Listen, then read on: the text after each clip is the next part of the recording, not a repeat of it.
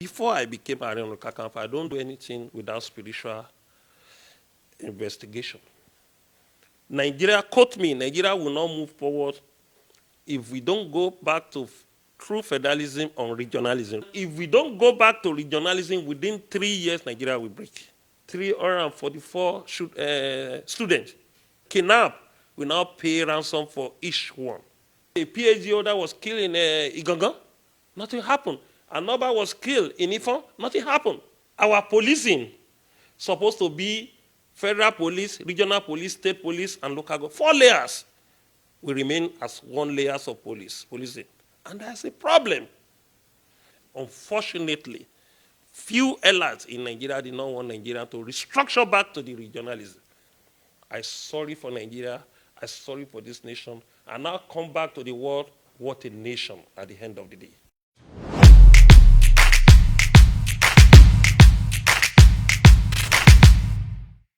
How does it feel being the Ààrẹ Ọ̀nà Kakanfò of the entire Yoruba land? Well, 15th. We thank God for His mercy, and we thank God for giving us the opportunity. It's by grace for counting me worthy to become Ààrẹ Ọ̀nà Kakanfò. Because I can tell you categorically, it's a position of multi-billionaire personality. But for counting me worthy to be Ààrẹ Ọ̀nà Kakanfò is by grace and by God's intervention. And part of my destiny, what I will be in this world. I give thanks to His Imperial Majesty, Ọba Lamidi Ọláyíwọlá Àtàndá Adéyẹmí III, for giving me the opportunity, and all Yorubas, Obas. Because if Kabiyesi Aláàfin of Ọ̀yọ́ want to give you the position, all the Yoruba Oba did not support, it will be a serious controversy. Although at the end of the day, he has the prerogative to do it, but it will be a serious controversy because it's Ààrẹ Ọ̀nà Kakanfò of Yoruba land. So we thank God and we thank the entire Yoruba people for giving me the support. Have you heard God speak to you in any form before? Can you say that? Well, I will not brag on that, but I communicate to my God. Has God told you anything about Nigeria? Maybe Nigeria's future or something that will happen in the near future for Nigeria? Well, apart from even my internal communication, before I became Ààrẹ Ọ̀nà Kakanfò, I don't do anything without spiritual investigation. That's why my style may not be like other people's styles. I investigate before I jump to anything. My investigation is not even weekly, daily. I investigate on what will happen. Nigeria, quote me, Nigeria will not move forward if we don't go back to true federalism or regionalism. Regionalism, not statism. And if we don't go back to regionalism, within 3 years, Nigeria will break. It's confirmed and reconfirmed. This is what your spiritual investigation has shown. Spiritual investigation and native intelligence, common knowledge about what will happen. Even sometimes you don't even need to go to any Marabas to know. Because already Nigeria is in the crossroad. Within 6 months, we can't pay our salary. And the issue of security is an eyesore. Almost all the zones is not safe anymore. Either it's true or not, we read in the news that they pay about £4 million to the kidnappers in the Northwest. Northwest is one of the zones that is majorly peaceful in Nigeria before. When you are talking of Northeast, people condemn it for the past 6 years. But Northwest is always peaceful. Middle Belt is either problem today, peace tomorrow. But now there's a problem in this Middle Belt. Northwest is always be a safe haven for everybody to travel to. But now it's no more. Southwest is becoming gradually. To the extent a PhD holder was killed in Igangan, nothing happened. Another was killed in Ifon, nothing happened. Day by day, kidnapping is happening in the southwest. Southeast, south, they have their own part of shares of this security threat. And when a country wants to destabilize, it starts from security threat. It starts from economic action. It starts from lack of coercion. And people have alleged that Mr. President is not in control. It's a weighty allegation. If number one citizen is not in control of governance, there is a danger ahead.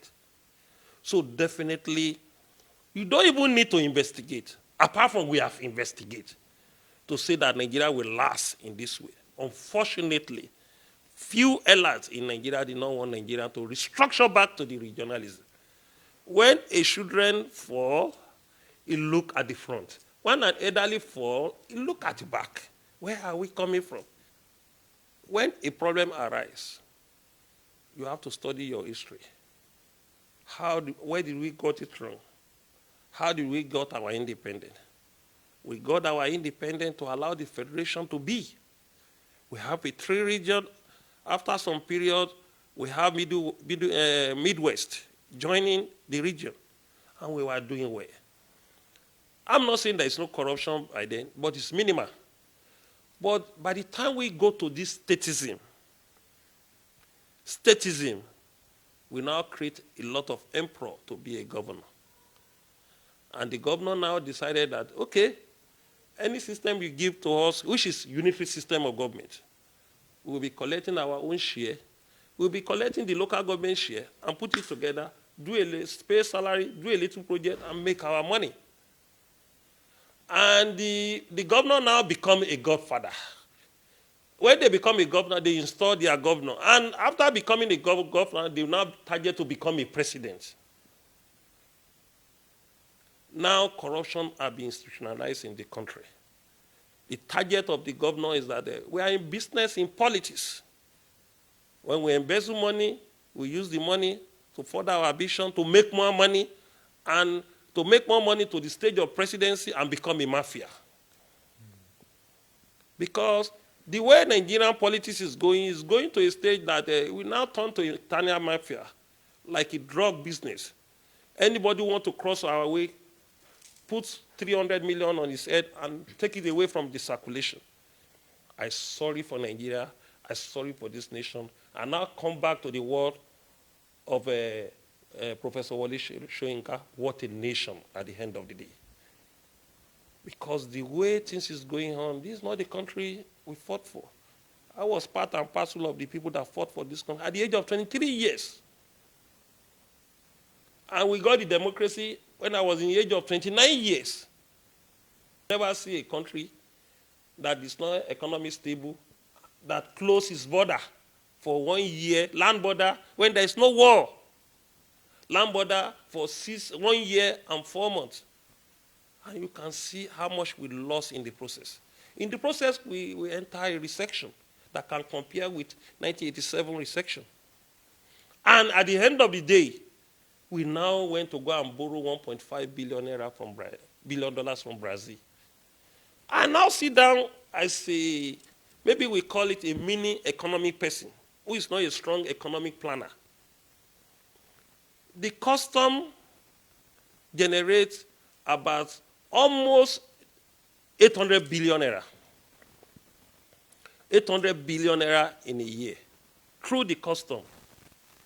Through the custom, not talking of immigration, not talking of other people that made money in the land border. And 1 year, 4 months, the custom could have generated almost 1 trillion or 1 trillion plus in naira.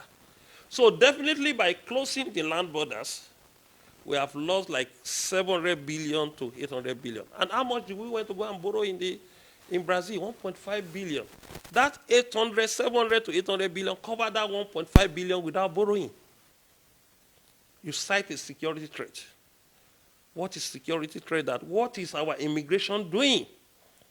What is our custom doing? What is the SSS doing, or civil defense, even police in the border? What is the job of the Nigerian army to secure the border? For you to cite insecurity and put us in economic woes. So definitely, We have to get it right. Not even get it right by any policy in the way we are. Our people in the diaspora, they are so desperate that we should leave this country. There's a pressure on us from people in diaspora. When you talk about restructuring, they don't want to listen to you alone in diaspora. When I say they will call me, why are you still talking about restructuring? We want this country to break. We want to come back home. We have suffered a lot in abroad. We are working, and we have many brains that can turn our country to a great country within 10 years. We have a lot of resourceful people in abroad. Look at the people. Look at how many Yoruba people in U.S. Government now, in U.S. Parliament now. We have a lot of them in Europe. And Yibo have a lot of them in abroad. Nigeria have a lot of, even the Hausa people have a lot of people in Saudi who are medical doctors. A lot of our roads supposed to be well tight, motorable, putting light in all these roads. And at the end of the day, you can tow it and generate money from there again for maintenance, even for the building of other sectors. Enable environment, we encourage and investors, different investors. And the solid mineral will be open. The solid mineral sector has been killed because of oil, deliberately.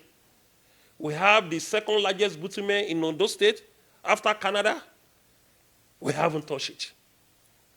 We have the seaside that is more larger than Lagos State in Ondo State. We didn't utilize it. Our population is supposed to be an advantage to our investors. That they will have a cheap labor, a population more than 200 million people, supposed to be an advantage. Our policing supposed to be federal police, regional police, state police, and local government. 4 layers will remain as 1 layer of policing. And that's a problem. An emir in the north said, why allow us to carry arms, we face the bandits, because we have only 1 policing. Emir did not need to carry arms. The local government police supposed to face the bandits and the state police, even the regional police. Look at the kind of embarrassment we are facing. 344 students, children, kidnapped, we now pay ransom for each one. 3 days later, or 4 days later, another 80 was kidnapped. We pay ransom for it. As a lot of things happen. It's either we restructure to region, not even states. Because all the state governors must have a coordinating leader as a premier that will check them. If we don't check the governor, we are in trouble. We are in another internal slavery. Because the system we are coming from Nigeria, will be a reference for them to continue again. And we'll be in another mess. So the only way to restructure Nigeria through federalism is to region. We have 6 federating units. Allow the 6 federating units to develop at their own pace. And anything short of that, let everybody go through referendum peacefully. We don't want war. Okay, I'm going to ask this question again as the Ààrẹ Ọ̀nà Kakanfò of the Yoruba land. What do you think about the Southwesterner becoming president in 2023?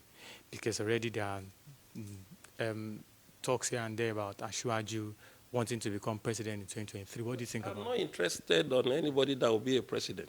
And I'm not interested in even the issue of zoning.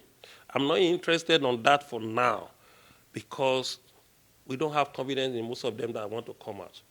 Nigeria mentality will still play out for them to put us in slavery. I'm not talking about any personality.